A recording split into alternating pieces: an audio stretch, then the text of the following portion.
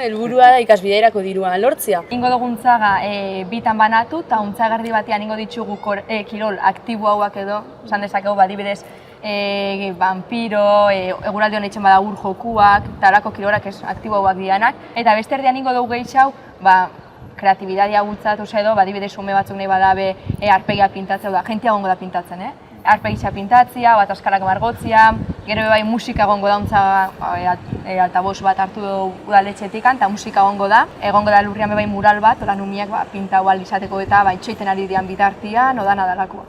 Gau pentsauta jutia eskoletara, Iturburu, San Andres, Urkizu, eskola guztizetara saltzera eurere ekintza, orduan nik uste egongo zara bideratuta LH-ko tarte horretarako, eta HH-koan nagusitxua etortzia ondo egongo zen. Bertan agertu, egongo gara, aukiko dugu dana barandilekin eta bai auta, eta aukiko dugu zona bat sarrera moduan.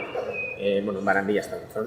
Eta han, azkenean, ordaindu biako dabe diru prezio txikitxo bat, 2 euro, eta ja aukiko dabe ekintza guztia, danien alko dabe hartu parte. Arratzaldeko 4:00-etatik 8:00-etara, lauretan montatzen hasiako gara, orduan 4:00-etatik 7:00-etara gutxi gora bera.